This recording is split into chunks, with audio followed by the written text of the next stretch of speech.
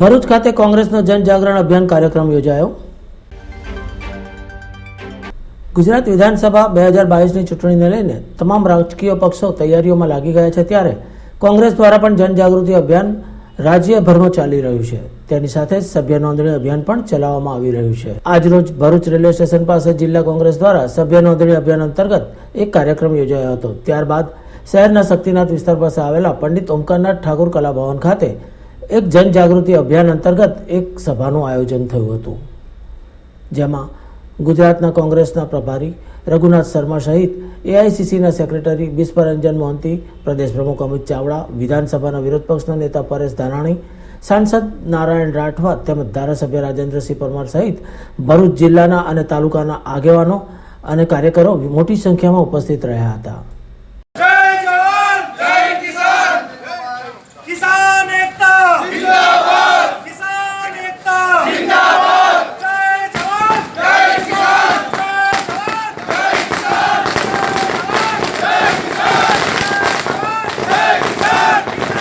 सर्दी में, गर्मी में, बारिश में देश का किसान सड़कों पे बैठा हुआ था।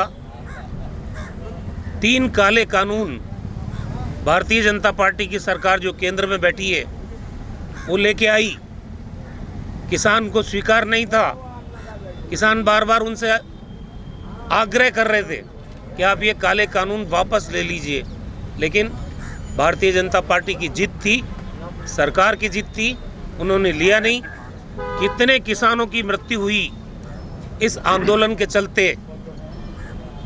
कितने किसान 1.5 साल से घर बार छोड़ के सड़क पर बैठा है। अब जब पंजाब सहित 5 राज्यों में चुनाव आए, कांग्रेस ने दबाव बनाया, किसानों का दबाव था ही। इस चुनावी राजनीति को देखते हुए भारतीय जनता पार्टी ने रोल बैक किया है, निर्णय वापस लिया है।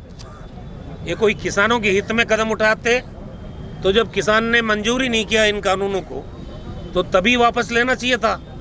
अब 1.5 साल बाद आप वापस ले रहे हैं तो आपके सामने मजबूरी चुनाव की है। इसी तरह से पेट्रोल और डीजल, रसोई गैस, इसका दाम चुनाव से इन्होंने जोड़ दिया है।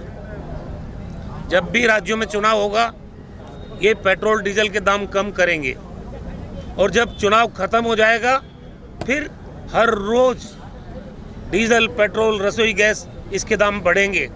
ये 5 राज्यों के चुनाव है, इसलिए भारतीय जनता पार्टी की सरकार ने 5 रुपये और 10 रुपये पेट्रोल और डीजल पे कम किए। मेरा दावा है कि ये जब चुनाव खत्म हो जाएंगे फिर से एक बार देश में ये कीमतें बढ़ेगी।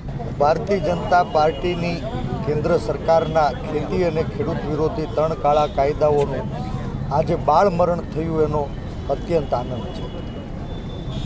ભારતીય જનતા પાર્ટીના શાસકોએ એના મુઠ્ઠીભર મિત્રોને માલામાલ કરવા નવી ઈસ્ટ ઇન્ડિયા કંપનીઓ મારફતે કૃષિ ઉપજોને પાણીના ભાવે પડાવી લેવા, ખેડૂતને ખેત મજદૂર બનાવવાના ષડયંત્ર સ્વરૂપ 3 કાળા કાયદાઓના બાળ મરણથી આ ષડયંત્ર સમાપ્ત થયું હોય એવો અહેસાસ દેશના ખેડૂતોને થઈ રહ્યો છે।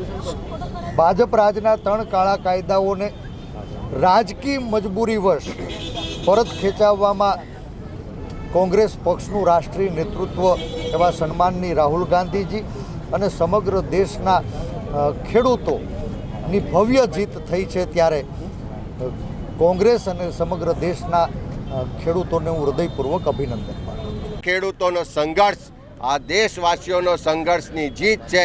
ત્યારે આજે જો એક તાનાશાહ શાસકે પોતાનો અહમ ને જીત બાજુ પર મૂકી અને 1.5 વર્ષ પહેલાં કોંગ્રેસના નેતૃત્વની ખેડૂતોની વાત માની હોત તો કદાચ આ 700 કરતાં વધારે ખેડૂતોએ શહાદત ના વરવી પડી હોત।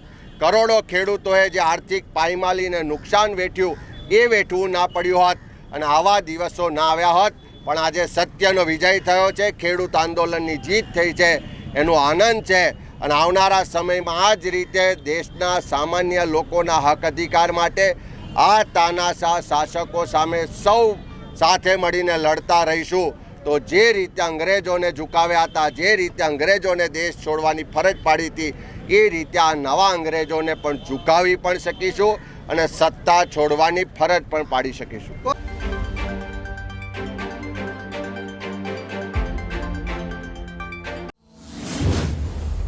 Subscribe Newsline for news.